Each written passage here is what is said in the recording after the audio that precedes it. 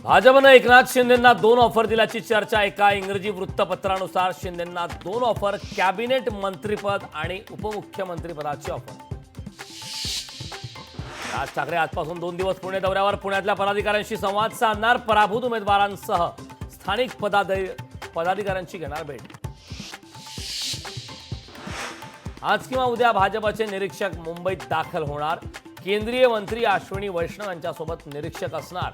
मुख्यमंत्री पदाबाबत दिल्लीतील नेत्यांना निरीक्षक रिपोर्ट देणार। पुण्यातील कल्याणीनगर पोर्शे कार अपघात प्रकरणी अल्पवयीन मुलावर 31 जानेवारीला सुनावणी होणार। अल्पवयीन मुलाला सज्ञान घोषित करण्याच्या अर्जावर सुनावणी होणार।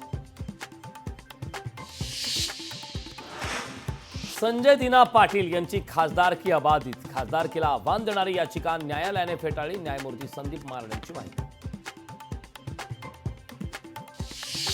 नागपुरात चंद्रशेखर बावनकुळेंचा आज जनता दरबार पार पडणार। कोराडीतील जनसंपर्क कार्यालयात बावनकुळेंचा जनता दरबार।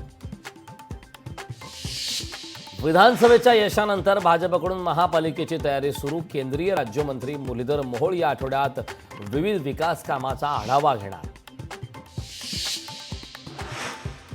देवेंद्र फडणवीसांचा मुख्यमंत्रीपदाचा मार्ग मोकळा। मुख्यमंत्रीपदासाठी फडणवीसांची निवड होण्याचे संकेत। शिवसेनेकडून शिंदेंनी एक पाऊल मागे घेतल्याची माहिती। महायुतीची विधिमंडळ पक्ष बैठक लांबणीवर। भाजपची बैठक गुरुवारी किंवा शुक्रवारी होणार असल्याची सूत्रांची माहिती। मुख्यमंत्री पदाचा सस्पेन्स कायम। महाराष्ट्राचा नवीन मुख्यमंत्री कोण होणार यावर आज शिक्कामोर्तब होण्याची शक्यता। दिग्दर्शक अभिनेते नागराज मंजुळेंना महात्मा फुले समता पुरस्कार जाहीर। 28 नोव्हेंबरला पुण्यात पुरस्कार सोहळा पार पडणार। समता भूमी फुलेवाडा येथे पुरस्कार प्रदान सोहळा होणार।